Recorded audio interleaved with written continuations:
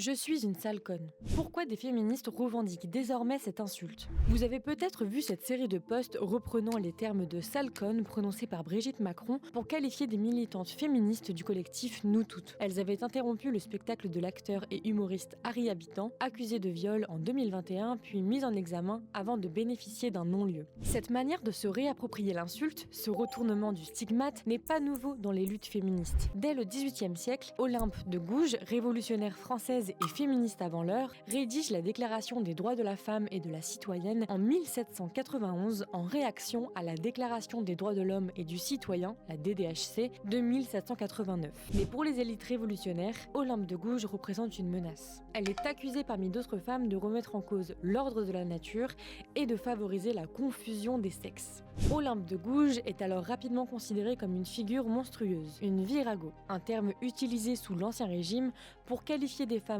autoritaires et masculines, mi-homme, mi-femme. Alors, elle se réapproprie le stigmate de la figure du monstre et écrit en 1792 « Je suis un animal sans pareil, je ne suis ni homme ni femme, j'ai tout le courage de l'un et quelquefois les faiblesses de l'autre. » Cette stratégie de retournement du stigmate, on la retrouve également un siècle plus tard avec l'apparition du terme féminisme.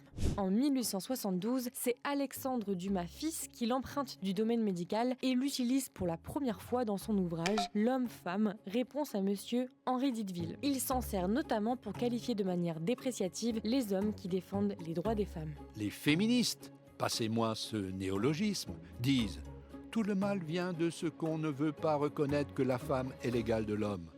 Nous nous permettons de répondre aux féministes que ce qu'ils disent là n'a aucun sens, car la femme n'est pas l'égale de l'homme, elle est d'un autre genre.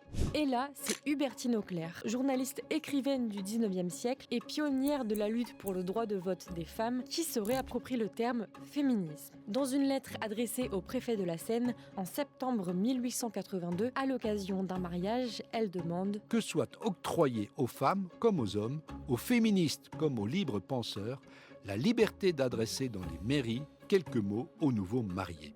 En 1971, le manifeste des 343, rédigé par Simone de Beauvoir pour la légalisation de l'avortement, est publié dans une tribune du Nouvel Observateur. C'est une caricature du dessinateur Cabu pour Charlie Hebdo qui les rebaptise les 343 salopes. Bien que contesté par certaines femmes du manifeste, le terme est resté, notamment dans les médias qui parlent régulièrement du manifeste des 343 salopes. Dans les années 2000, des slut walk, la marche des salopes en français, sont organisées pour protester contre les violences sexistes et sexuelles et lutter contre la culture du viol. La première s'est déroulée en 2011 à Toronto, jusqu'à se développer un peu partout dans le monde. Aujourd'hui, le terme salope continue d'être utilisé par de nombreuses féministes pour défendre la liberté des femmes. En fait, si être une salope, ça veut dire littéralement coucher avec qui je veux, quand je veux, autant de fois que je veux, bah en fait, ouais ok, je suis une salope. Et se réapproprier les insultes sexistes.